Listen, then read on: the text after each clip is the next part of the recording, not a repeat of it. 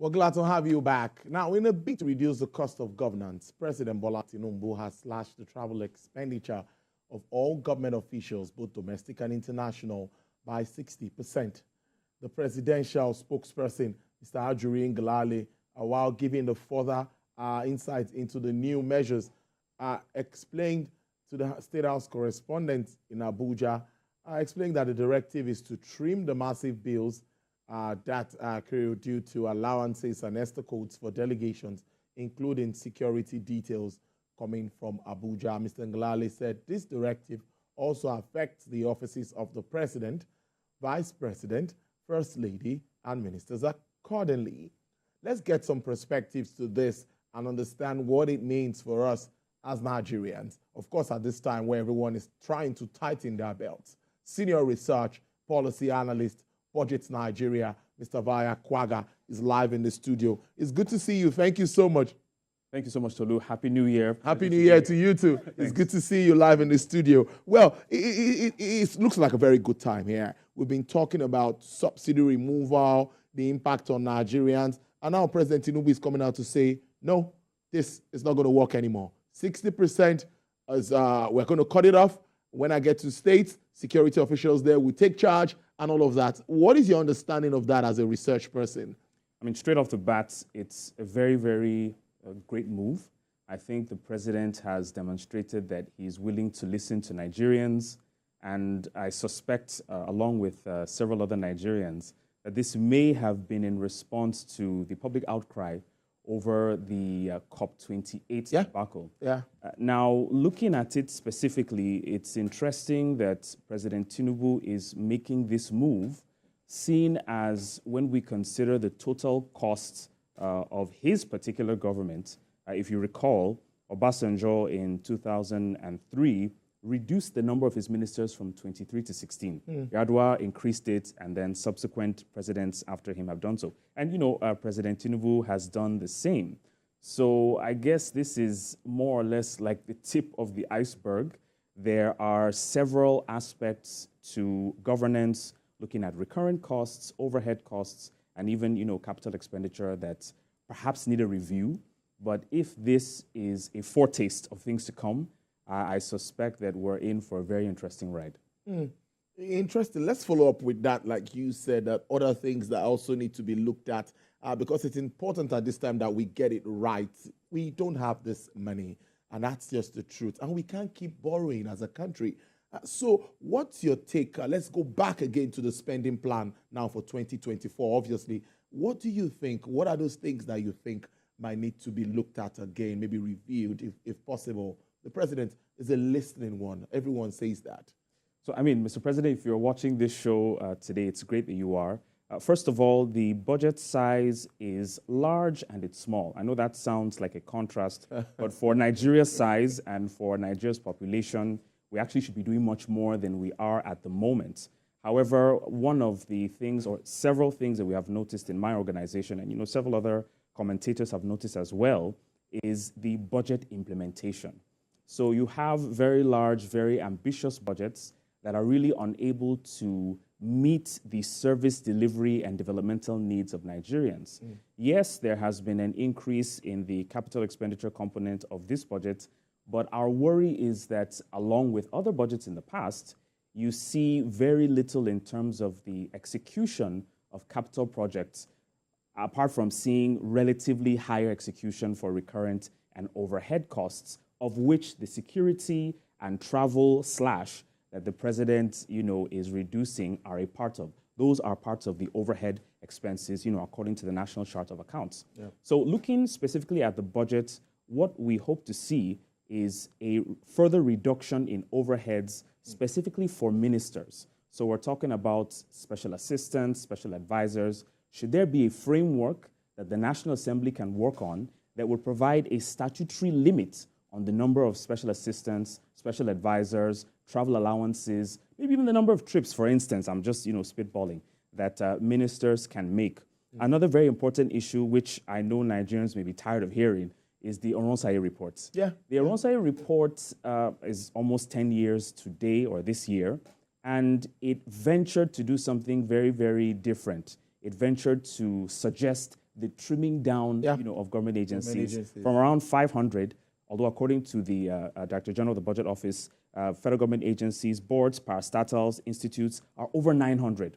So that's a large, excessively large recurrent profile and overhead profile. They all have to get running costs. They all have to be paid salaries, they travel, there are utilities and what have you. So you can imagine it shouldn't be a surprise to Nigerians that the recurrent budget component has been increasing in geometric progression as opposed to the capital component that's increasing in arithmetic progression. So 1 trillion, 2 trillion, while recurrent is 1 trillion, 3 trillion, 5 trillion, 6, 7 trillion. So going back to the Aronsari reports, that is one critical aspect of Nigeria's governance, or rather, that is one suggested aspect of Nigeria's governance that really has not received the requisite attention. And I suspect it's because of the extremely difficult political decision-making it would entail, from the restructuring of ministries, departments, and agencies to the merging. I mean, drawing these down from about 500. Oh, by the way, there are over 1.5 million federal government workers at the moment. I mean, looking at available data. So that would come with significant pushback from the civil service. I mean, they're asking for higher salaries. Why cut down, the number of MDAs? So that's another conversation that we really need to have. A third issue is the role of audit. The Auditor General, several times in Nigeria's past, I think between 2019 and 2021, identified over 800 infractions by MDAs that amounted to over 1 trillion naira. I mean, this is savings that we could get to the federal purse. But, as with many things in Nigeria, the Auditor General presents his findings to the Public Accounts Committee. And I want Nigerians to be very, very familiar with that term. The Public Accounts Committee is a statutory body of the National Assembly. It is represented in both the House and the Senate. It has its special funding. So I want Nigerians to help me understand why a public body that is specially funded, that gets these consequential reports from the Auditor General, does not make these reports public. In essence, Nigerians never know whether or not we had adequate value for money. So all the spending carried out in the previous fiscal year really is thrown up. And the best we can rely on are, statements by the Accountant General of the Federation, which I think for a country like Nigeria is grossly insufficient. A fourth aspect is Nigeria's revenue generation. So we can't look at spending without looking at revenue generation. True. From oil production to, the manufacturing sector, to raising non-oil taxes. I think the federal government has several paths that it can explore. Fortunately, the medium-term expenditure framework for 2024-2026 listed out several very elaborate points ranging from upgrading the customs sector to improving the tax collection by the FIRS, to several other recommendations and suggestions, but we're waiting, I guess, with bated breath to see if Tinubu will put his money where his budget is.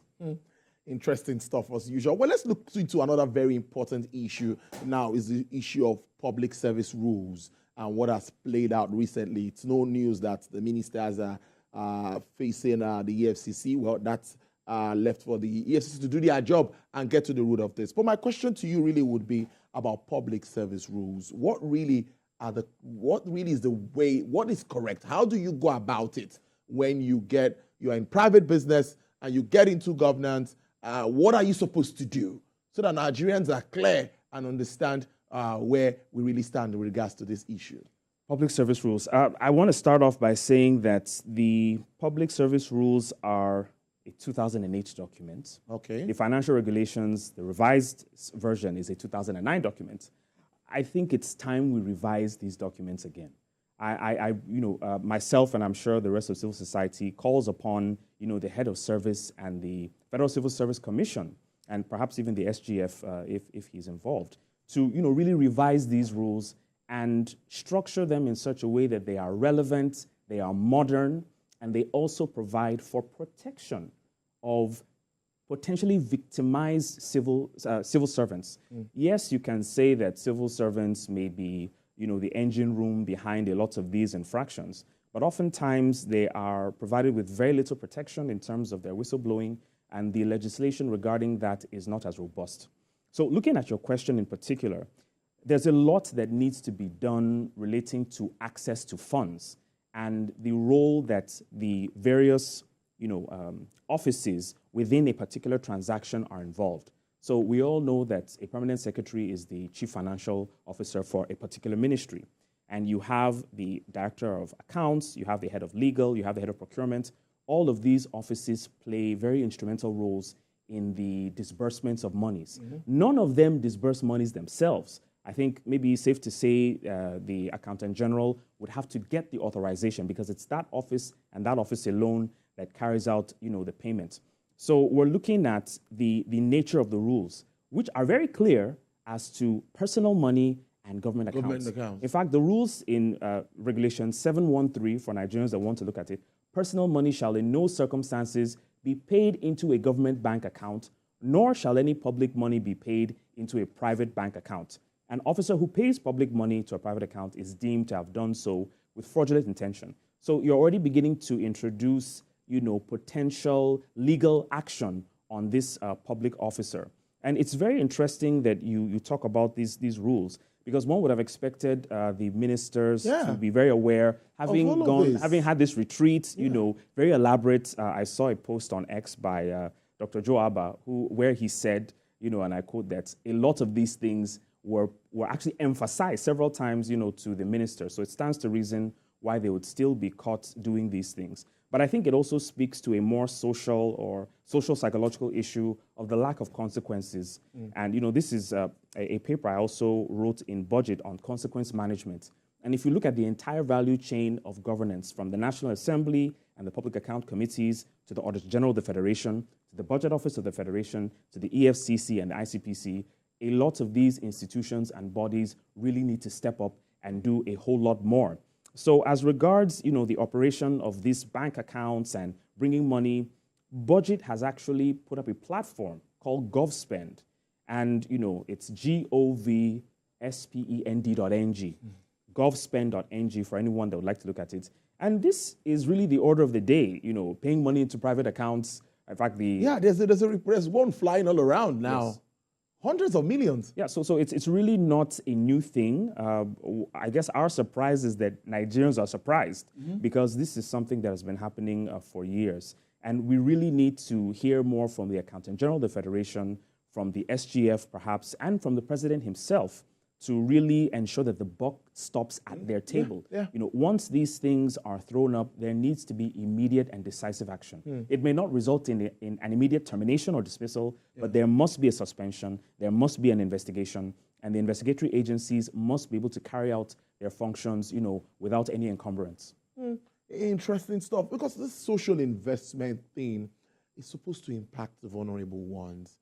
I think the target was like 100 million persons. And if we are having issues like this with regards to the funding, can we really achieve that aim? Because if we don't pull these people, we saw the figures that came from World Bank the other time, how can we better administer schemes like this? I mean, first of all, I want to remind Nigerians that ₦1 billion cannot be, if you spend ₦1 million every day, you cannot finish ₦1 billion in 2 years. In 2 years, right? If you spend ₦1 million every day for 2 years, you will not finish ₦1 billion. That's true. I need Nigerians to understand. That's true. So when you That's hear about these, 300 and something. Yes, exactly. 3 years. Right. So these are not small amounts. These are not inconsequential amounts. These are very large sums. Yeah. And I think the structure of the Humanitarian Affairs Ministry is, maybe Nigeria isn't really ready for it in terms of governance and public administration. Because even if you look at the model that we copied, the Bolsa Familia in Brazil, I don't think it was administered, or rather it was at Mexico. I'm not sure it was administered by a particular ministry. I would suggest, or I think it would be better if it would be done through an existing ministry, maybe the Ministry of Health, or maybe even Ministry of Budget and Planning. I'm just, speaking off the top of my head. But the creation of a brand new ministry with its own overheads and, that lack of proper oversight, I don't think those things would allow the disbursement of those funds to happen. Secondly, I think there needs to be better use of digital technology. That's it. Yeah, these data aspects, and all of that. Yes, I mean, the trader money intervention, I'm not sure if there's any real data, in the public domain as to the identities of these people. And this is really important data that can be used by any sort of ministry, in terms of public or poverty alleviation programs. So better oversight, better use of data and digital technology, and there needs to be swift and decisive action from the president, as regards any infractions that might be thrown up. Very, very interesting thing. Data, for me, is key in all of this. So back to public service rules now. So if it happens that I own a company and tomorrow I'm lucky to I get an appointment. I hope you remember me. Definitely I would. I will remember you. So what am I supposed to resign? I'm supposed to be a shareholder in that company? All of those things are what Nigerians need to understand. Or are we to declare that I'm a shareholder of this company? And how do you also, one way or the other, get deals to come to that same company? It seems the conflict of interest somewhere here. Absolutely. I think Nigeria is really ripe for those conversations, especially for public officials, public appointees in particular. Now, ordinarily, the best route to take would be Code of Conduct Bureau, publicly declare your assets. And it's very instructive that, this is often the exception rather than the rule in Nigeria, because a lot of government officials, a lot of government appointees have things to hide. And I think that should disqualify you from office. I say that with every sense of responsibility. Any public official that is unable to publicly declare their assets should not be allowed to take that office. And Nigerians need to take that very seriously. The National Assembly needs to ensure that every single minister, every single person that is nominated by the president should have sent them an advance copy of their asset declaration so they can properly vet, this entire, they can vet this person. So looking at, you as a person having shares or interest in a company, ordinarily the best thing for you to do would be to resign first and then state, your interest, and then let the government decide, how it wants to go about whether hiring you or in a reduced capacity, as it were. But the government should be given as much information as possible. It's interesting that you even asked this question, because the Corporate Affairs Commission really should be in the position, to even make preemptive, statements as regards shareholding, because they have information on the ultimate beneficiaries and directors and shareholders of companies registered in Nigeria. So I do not think the Corporate Affairs Commission really has an excuse, to not be part of this conversation. Yes. They should be preemptively providing, whether it be the National Assembly or even whatever investigatory agency that's carrying out background checks on these persons, providing them with this kind of information just in case they omit to do so themselves. In case they omit to do so. Before I let you go, I'm going to really stay on this. The banks come in one way or the other. We're not mentioning any bank here, but the banks definitely, because that's always the avenue. It comes through the banks. And we hear that some CEOs have been summoned and all of that. But what do you think? What's the role? Is there anything the banks can do here to check some of this? Maybe they need to, there needs to be a synergy, understanding that this should not be done. I absolutely agree. Reading the paper the other day, I did see 3 bank CEOs, have been called for questioning. And that is absolutely the right way to go. The banks do need to learn to also, again, preemptively provide this information, flag this information, specifically for government transactions. The Treasury Single Account was established to ensure that the government has some knowledge or idea of how much money is coming in, how much money is going out. There has been extensive savings by the government since the institution of that protocol. However, it's still not complete, which means there are most likely hundreds, maybe thousands. The Emefiele Gate scandal with him having over 500 accounts, that's one individual. So we need to really hear more from banks. I suspect that the legal regime, that governs banks' disclosures to the federal government for security purposes should not be a complex affair. So I do not see why it would be difficult for banks, in carrying out their functions as, as organizations, that are loyal to the Republic, to provide this information preemptively, to the government. And this should not, they do not have to be asked before they provide this information, but they should also, be, protected in terms of liability in case something comes out and they are sued, by these individuals. I think I agree with that. Interesting conversation with you as usual, Mr. Vaya Kwaga. He's a senior research and policy analyst with Budget Nigeria. Let me get that handshake again. Thank you so I much. wish you all the best in Thank you so much, 2024, as I wish myself. Thank you so much for Hope your to see you time. soon. Really appreciate you Thank you. coming in.